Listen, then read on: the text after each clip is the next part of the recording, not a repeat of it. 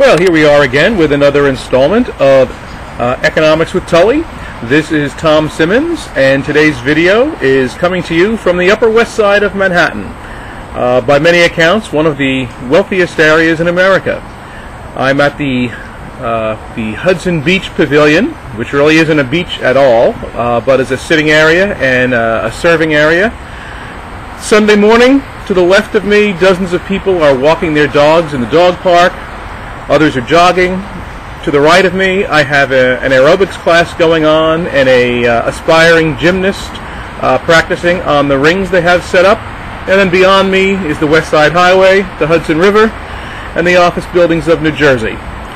Some of the workers at the pavilion here have just arrived, and they're behind me.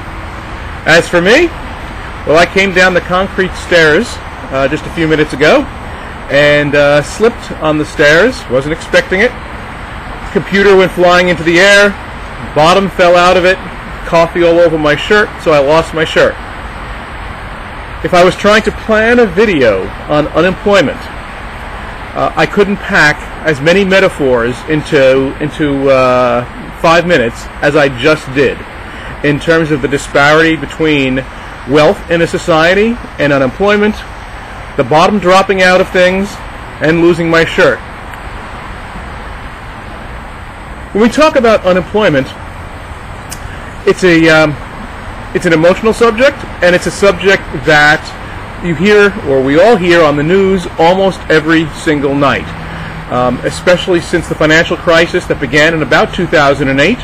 The news media have been reporting on changes in monthly unemployment rates, expected changes in job figures, and what they mean for the economy.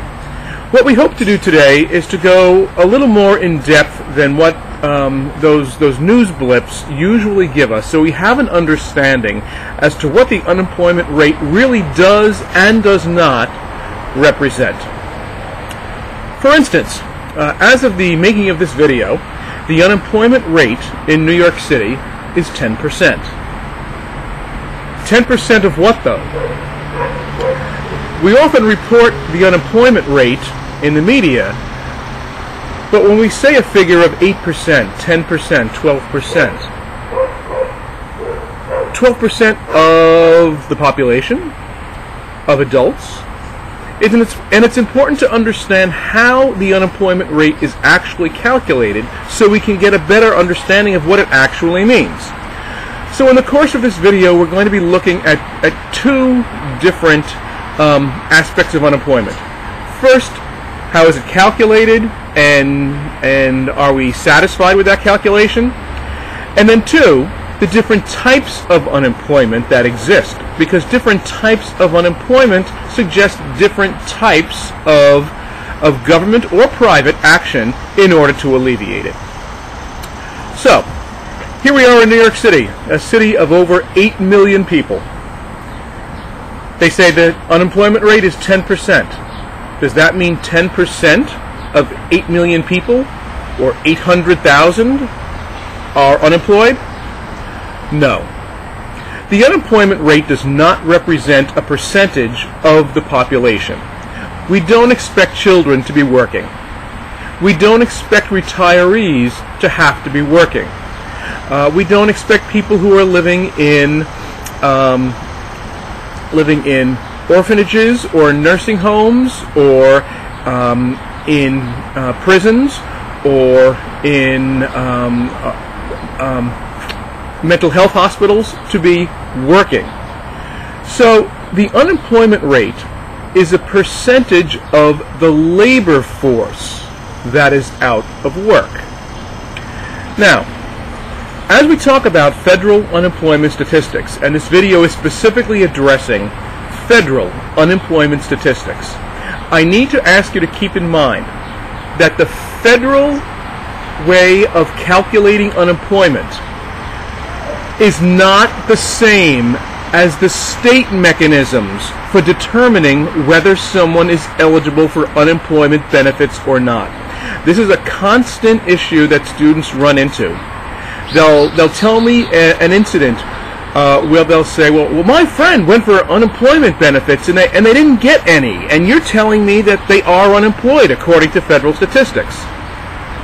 Or they'll say the exact opposite. Well, you know, my state permits people to collect unemployment statistic in this particular scenario, and you're telling me that they're not unemployed. The federal statistics are collected and calculated differently than the state mechanisms for awarding unemployment benefits. So please, from the outset, let's keep those two concepts separated. When the federal government is calculating unemployment statistics, there are basically three criteria that must be met in order for you to count as being officially unemployed. The first is probably the easiest. You must be 16 years of age or older. No one under the age of 16 counts in the unemployment statistics. So, even if you were 15 years old and legally had a job, working part or full-time, and lost your job, and even if your state was allowing you to collect unemployment benefits based on that, you are not unemployed by federal statistics. The first criteria is you must be 16 years of age or older. That's probably the easiest of the three criteria. The second criteria, which sounds kind of simple, but it has important implications, is that you can have no job. And when I say no job, I mean no job at all that the government knows about. So, well, that sounds like, well, yeah, sure, if you're talking unemployment, you're talking about people without jobs. Understand that if you were a middle manager in a corporation making $60,000 or $70,000 a year, and you get laid off from your job, what happens as the months roll on? As you begin looking for work, and as the rent or the mortgage becomes due, and you run through your cash reserves, and your kid's tuition bill is due, and you don't get the financial aid you expected, and your daughter's calling you up in a panic from college saying they're not going to let me re-enroll, and you're beginning to get calls from the bill collectors and the utility companies saying you're past due, and you still haven't found an equivalent job. What do you do? Well, like many people, you'll probably take a job that pays you less than you used to get paid. You may take a job where you are applying a lower skill level than you're used to applying, where you're producing less than you're used to. In fact, you may take a job that is part-time or temporary simply to have enough cash flow to try and survive. And the worse things get, the more willing and the more likely you are to do exactly that. As soon as you take that job, whether it doesn't matter if it's temporary, part-time, much lower salary than you're used to making, much less production than you're used to doing, it doesn't matter. As soon as you take that job, you are no longer unemployed according to the federal unemployment statistics. We have a different word for that. That is called underemployment. And until recently, underemployment statistics were rarely, if ever, gathered, or did anyone attempt to get a grasp on what the underemployment rate actually was. And by most calculations today, if the unemployment rate, the regular unemployment rate, is 10%, we can probably figure that the unemployment rate plus the underemployment rate together is over 20%. So when the media report that unemployment is 10 or 9 or 8, we need to understand that in a period where there is long-term unemployment going on, such as the one we are going through at the time of the making of this video, the hurt, the pain, is far greater than what the unemployment rate would suggest, because many people find themselves underemployed. producing less income, bringing less disposable income home, having less buying power. And that's because as soon as they take that job, even a part-time job, they're no longer unemployed according to the federal statistics. So, criteria 1, 16 or over. Criteria 2, you can have no job at all that the government is aware of. Because certainly some people work under the table, and we'll talk about that a little later. The third criteria is that you must be actively seeking work. You actually have to be searching for a job. So for instance, if you're retired and enjoying your retirement, maybe you come out to this park every day, and you're not looking for work, you don't count in the unemployment statistics, and that's entirely appropriate. Because if you're retired, yes, you're over 16 and you have no job, but you're not seeking work. You're not out there actually looking for a job. So when we say the unemployment rate is 10% of a particular figure, it's 10% of the labor force that is out there actually looking for work who doesn't have a current job. Now, of course, there's problems with that as well, because just as some workers take any job just to survive, there are other workers who drop out of the labor force entirely. And I think if you get into the mindset of some of these people, it's not too hard to understand. You've been out of work for a year or more. You have been looking for a job. You read the newspapers every day. You go online. You sign up to online job hunting agencies, and you get all these emails, and none of them work for you. They're not in the right place. You don't have the right skill sets. Or you send out 100 resumes. You're getting desperate, and you get 20 different job interviews.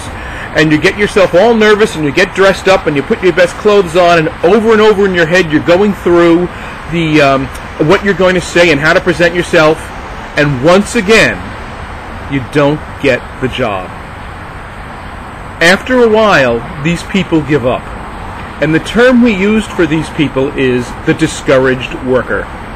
They just finally throw their hands up in the air and they say, we're selling our house, we're downsizing, we're going to survive on one income in the house instead of two. I'm going to take an early retirement. My life is desperately changed. As soon as someone drops out of the labor force, as soon as they cease looking for work, they're no longer unemployed according to federal unemployment statistics. So again, the longer unemployment goes on and the worse the situation gets, the more likely we are to have additional discouraged workers. Let's put one more category of people that kind of drop out of the statistics. People who are homeless are generally considered by the government not to be actively seeking work. Now, in this city in which I am sitting right now, it was estimated last night that there are over 43,000 homeless people in New York City. Now, of that 43,000, 17,000 are children, so they wouldn't count in the unemployment statistic anyway. But that means there's about 25,000 people who are, at least, who are adults, who are homeless, who are not considered to be actively seeking work and therefore no longer count in the unemployment statistics. So when we say that the unemployment rate is 10%, or this is the amount of the labor force that is out of work, there really are very many more people hurting or being affected by a downturn in the economy than just what the statistic would indicate. And now, let's look at how perverse this statistic can actually be. let's assume at the beginning of economic hard times, there are 100 people in the labor force. Of those 100 people, 20 of them lose their job. 20 of them begin looking for some other place to work.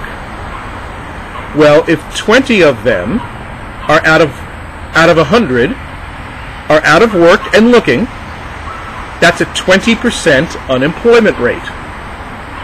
Now, in our example, let's assume that 10 of them drop out. Let's assume that 5 of them actually find part-time jobs making far less than they used to, bringing home far less income than they used to, lacking benefits, having lower disposable income. These people are still hurting. Another 4 give up entirely, and they say, I just can't go on like this. I'm looking, I'm interviewing, I'm getting nothing.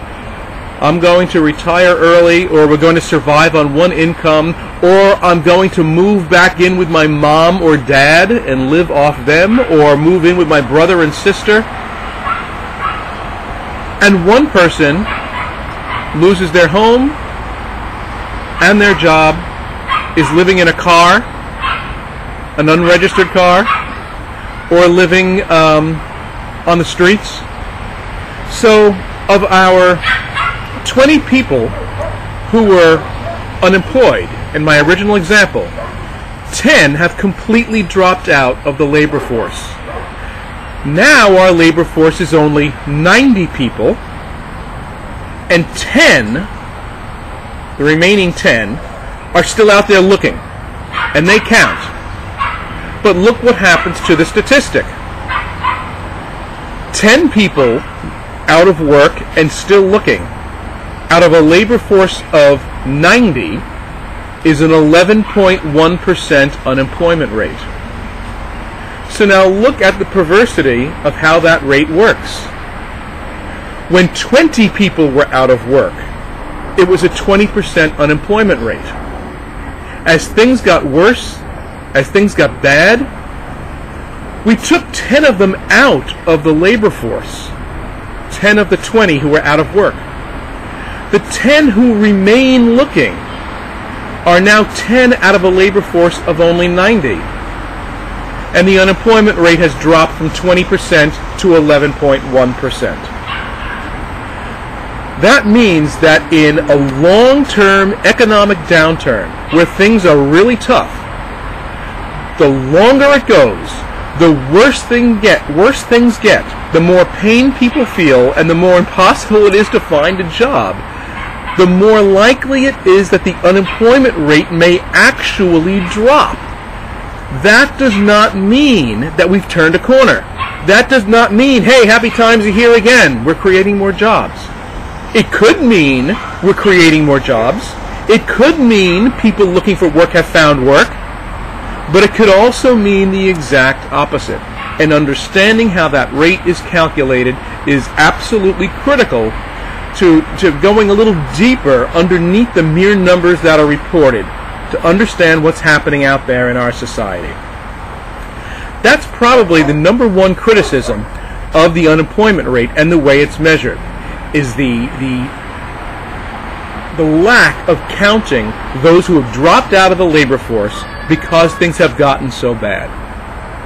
Now, at this point, I would have to say, there is also a certain group of people who actually push the unemployment rate in the opposite direction. In other words, there are some people who count as unemployed who really aren't. These are people who claim to be out of work. They claim they lost their job. Very often it's seasonal work such as construction or service work. They claim to be out of work, and they may go to their state unemployment office and say, hey, I'm looking for work, can you help me? And they look through the books of jobs, and they're collecting unemployment benefits. But they are also working off the books in the gray market. This actually happens fairly frequently, especially with those who lose seasonal jobs, but they know when that seasonal job ends that they're going to end up working usually in service industries, because it's easier to work in a service industry off the books than, say, in a factory. But the federal government is still counting them as unemployed because they say they have no job and they're looking for work, and they don't report this income on their income tax. This group of people is called the phantom unemployed.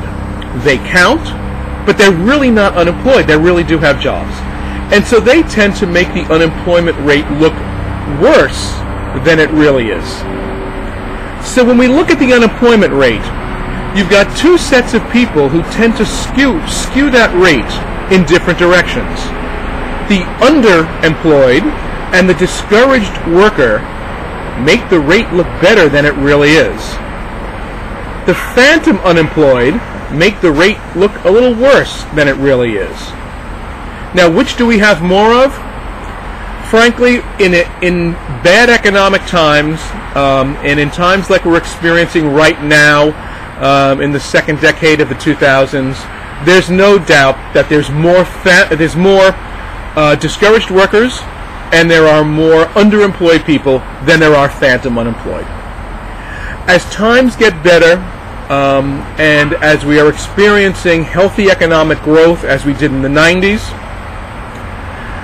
the number of discouraged workers and the number of underemployed drop significantly. And at that point, the phantom unemployed may actually be just as significant a force as the underemployed and the discouraged worker. So, the figure is not perfect by any means. Quite frankly, the figure is not even good. It is the best that we have, and it's what we use. And perhaps directional changes, are more important than looking at the actual number itself, as well as looking at the underlying reasons as to why the unemployment rate has changed. Has it changed because more jobs were created or lost? Or has it changed because there are more or fewer people in the labor force? All right, that's an overview of how it's calculated. Once the unemployment rate is calculated, there are still different kinds of unemployment, and not each kind of unemployment is as bad or as critical as the other. Economists generally divide unemployment into 4 different types. And so let's review these from the least problematic to the most problematic. The least problematic would be considered seasonal unemployment. Seasonal unemployment is exactly what it sounds like. Those are jobs that are for a season. Serving in this outdoor pavilion is a seasonal job. Later tomorrow, I'm going to be sailing on a clipper ship out of South Street Seaport. That's a seasonal job because no one wants to be working or sailing on a tall ship out of New York Harbor in February. Those ships will probably move further south in the fall to the Chesapeake, and then even further to the Caribbean come winter. And anyone working for those companies knows it's a seasonal job. People who work at a ski slope know they have a seasonal job, or a clam shack on Cape Cod. Specific tourist destinations, such as Cape Cod, or Martha's Vineyard, or Nantucket, the Maine coast. Everyone knows these are seasonal. Everyone who gets a job there knows that job is going to terminate. They can plan ahead for that. And in fact, we like having seasonal jobs. We like being able to go to school during the academic year and then having a summer job. Or being able to go away for the winter or the summer if we have a job that permits us, and picking up a seasonal position at anywhere from a summer campground to a winter ski slope. So we don't get too particularly concerned with most seasonal unemployment. In fact, very often when the media report the unemployment rate, they will even take that figure out, and they'll call it seasonally adjusted unemployment rate, or unemployment figures are. Now, the next level of unemployment is called frictional unemployment. And once again, this is a type of unemployment that economists are not particularly concerned with when it happens. Frictional employment can be defined as unemployment that is voluntary or expected, or someone who is between stages in life. The stay-at-home mom who raised her children for 15, 18, 20 years and then said, my children are grown, they've gone to college, they've left the house, I'm going to go back to work. Well, she's over 16, she doesn't have a job, and now she's actively seeking work. She's unemployed. She would be considered frictionally unemployed. It's not because she got laid off. It's because she decided to re-enter the labor force. This actually happened in South Africa a number of years ago with the fall of apartheid and a lot of social liberalization within that nation. South Africa was actually creating jobs at an unprecedented rate. But even while they were creating jobs, their unemployment rate skyrocketed. Why? Because women who were never permitted to work outside of the home found a whole new degree of social liberation and said, hey, I'm going to go start looking for a job now.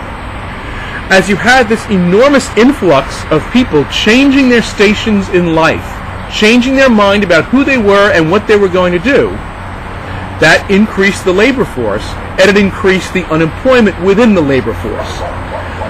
But a skyrocketing unemployment rate was not necessarily a bad sign, because South Africa was in fact creating many new jobs. It was simply a sign of many new people joining the labor force. Frictional unemployment is also that unemployment created when college students graduate and begin looking for work. When someone says, I have had it with the awful weather wherever I live, let's pick up and move. And so they quit their job voluntarily, and they pick up and they move somewhere else, and they begin looking for a job. It's someone who says,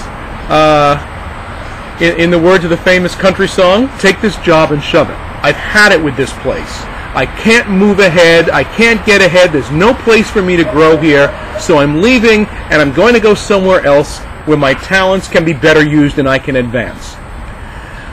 We don't necessarily worry about frictional unemployment because it's a sign of mobility in a free society. 2, it's voluntary. You've chosen to do this. And 3, by voluntarily leaving a position and moving on somewhere else, you have opened up a job for someone else coming up the ranks behind you. It's kind of the oil in the mechanism of employment. It allows people to move around. So for seasonal and for frictional, we don't particularly worry too much. But now we're going to look at the 2 types of unemployment that can be particularly problematic. The first is structural. With structural unemployment, there are jobs. There are businesses looking to hire people, but they can't find the right person. And there are people looking for work, but they can't find a job that matches their skill sets. This is structural unemployment. And this is serious because it hurts both the producer as well as labor. If we lose a manufacturing base, if we lose steel jobs to China or Mexico, and we have entire towns that lose many, many positions, such as happened in Allenstown and Bethlehem, Pennsylvania, and you have people who worked in steel mills all their life looking for work, and you have a whole series of jobs that open up in biomedical research, in biotechnology, in computer science with a biology base. You've got producers looking for work, and they can't find those skills in the labor force. You've got labor who are skilled at what they do, but there's no job openings available for what they do. That's structural unemployment. When structural unemployment is the problem, that suggests, to the extent possible, that jobs retraining programs, re-education or taking people and training them in new jobs might be an answer to possibly alleviate some of the unemployment that's going on. But this doesn't happen overnight, and it is not easy. It is not easy to take someone who's worked in a factory their entire life and train them in desk jobs. And quite frankly, it is not easy to take someone who was in a desk job their whole life and put them working outside or doing physical labor. It's a problem for everybody, as they have to change their whole way of thinking, their whole way of life, their whole understanding of how they relate to a management structure, of how they relate to fellow labor, of how much freedom or not they have on their job. It's not easy. The last type of unemployment, and it's the one that concerns economists the most, and again, quite frankly, it's what we are experiencing at the time of the making of this video, is something called cyclical unemployment. And it's called cyclical unemployment because it's related to changes in the business cycle. Cyclical unemployment simply means there are no jobs. It doesn't really matter what your skill base is. It doesn't matter what your college degree is. It doesn't matter what your experience is and how much background you have in a particular job. No one is hiring. The business cycle generally is a cycle of unemployment and production and wealth creation that, as the word cycle suggests, has upswings and downswings. We've had many of these throughout history. Since the Civil War, by my last count, we've had 28 different upswings and downswings of something called the business cycle.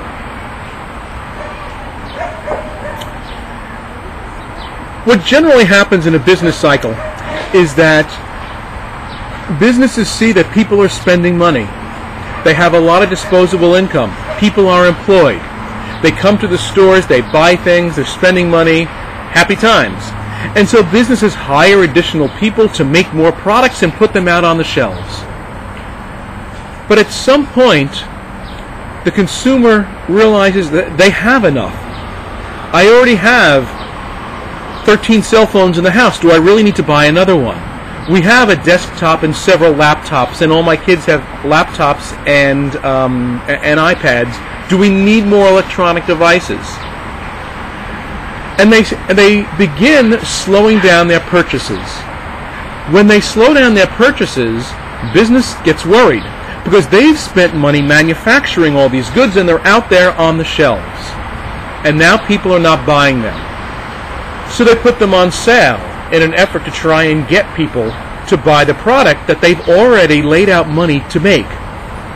Now they're taking in less money than they used to, and they don't see sales increasing. So they begin laying people off. As they lay people off, those people have less disposable income, and they begin buying less. And people hear the news, I heard some big companies are laying people off. I better be more careful with my money. When they're more careful with their money, they stop buying things and save a little more. When they stop buying things, then other businesses are affected. And those businesses say, uh-oh, we got problems ahead. Sales are off across the board.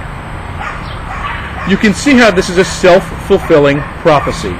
As people believe that bad times are ahead, consumers stop spending, and producers get nervous, and in order to save money, they lay people off. As people get laid off, they stop spending. Now we have a downturn in the business cycle. At some point, the bottoms out, and people begin to realize, okay, I've saved enough, I'm okay, I've got a little extra money, I'm tired of being frugal, let's go out to dinner, let's take that vacation, let's put that deck on now, let's buy that pool. And as they begin to buy more and more, we begin to come out of that downturn. That's the boom and the bust cycle. Many of them are gentle, some of them are very severe. The Great Depression was one of our severest downturns in the business cycle. What is now being called the Great Recession, that we're in now, is also a pretty severe downturn in that cycle. Sometimes, as we will explain in our fiscal policy video, government attempts to spend money to encourage more buying and encourage business and consumers. There have been incidents where that has seemed to have worked, and there are times when that seems not to work, because the government will spend that money, but then when that money is gone or it runs out, businesses realize consumers really didn't want to buy those items. That was just government spending or a government kickstart, and now they're in a worse position than before because they've made new goods, they've had increased inventory, and there really isn't demand for those goods, and they lay people off. And so you can get a very extended period of unemployment. So, to sum this up, not a pretty subject. When unemployment increases and people are out of work and disposable income, you can generally assume there's also going to be an increase in alcoholism, in drug abuse, in spousal abuse, in homelessness, in crime, in a lot of social ills that affect us in a lot of ways as people get desperate, as they get depressed, as they lose their sense of worth. The unemployment rate is the best way we have right now to measure that, but it is not perfect by far. We only measure the percent of the labor force that is out of work and looking for jobs. Over 16, no job, and out of work. The longer and the worse it gets, the more underemployed people we have, the more discouraged workers we have, the more generally homeless people we have. None of these people are in the labor force, and so it could falsely make the unemployment rate look lower than it really is. In good times, it's more likely that the phantom unemployed, who really do have jobs working under the table, make the rate look worse than it really is, while in really bad times, the underemployed and the discouraged worker make the rate look better than it is. It's really not as good as the rate says it is. Once we've considered that you are unemployed, they're seasonal, not a big problem, frictional, not a particular concern, structural, much more serious, jobs mismatch, skills mismatch, and then they're cyclical. Probably the most difficult to get out of all those different types of unemployment. Not a pleasant subject, but one that we all need to understand if we're to understand the evening news and what's happening around us. Thanks again for listening to this and watching this video on unemployment, and hopefully the next video on unemployment I do will be during happier times. Thank you, and so long.